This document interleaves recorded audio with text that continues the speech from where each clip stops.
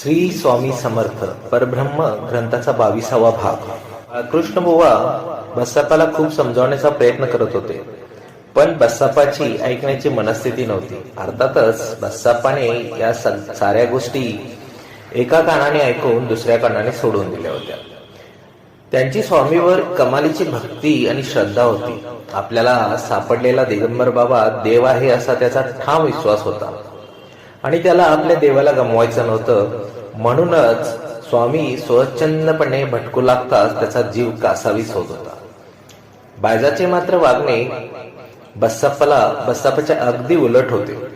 स्वामी जाऊ लागतात ती मनातल्या मनात म्हणत होती, हा बुवा पुन्हा आपल्या घरी नाही आला तर बरं होईल।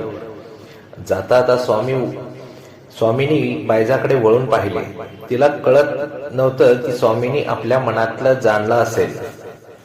स्वामी जाऊ लागताच बसप्पाही त्यांच्या मागे सारे कामे सोडून धावत होता आणि मग तर बायजाच्या अंगाची तिळपापड होत होती।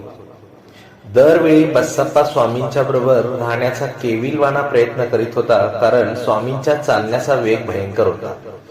त्यांच्या चालण्यामुळे वावठळ निर्माण होत होते। क्षणातच बसप्पा मागे पडत होता आणि पुढच्याच क्षणी स्वामी दिसेनासे झाले की बसप्पा कपाळाला हात लावून मटकन खाली बसले। अर्थातच स्वामी निघून गेले हे समजले की बायजाला समाधान वाटले होतं। तिला वाटत होतं की आपल्या मागची ब्याद टळली, पण संध्याकाळी स्वामी न चुकता तिच्या समोर हजर होत होते आणि हात तोंडाकडे नेऊन भूक लागल्याचा इशारा करीत होते। मग मात्र बायजा आपल्या संतापाला आदळापट करून वाट करून देत होती। रावसाहेब पटवर्धनांना या तिघांच्या वागण्याचे नेमके आश्चर्य वाटत आले होते।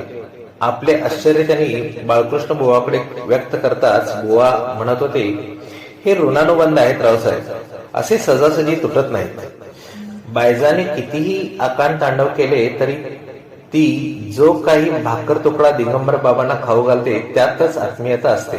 आपल्या नवऱ्यासाठी ती जे काही करते त्यात दिगंबर बाबा वाटेकरी होतात, म्हणून तिला राग येतो। कदाचित दिगंबर बाबा त्यांची परीक्षा घेत असतील। पुढील भाग आपण पुढच्या भागामध्ये ऐकूया। श्री स्वामी समर्थ। जय जय स्वामी समर्थ।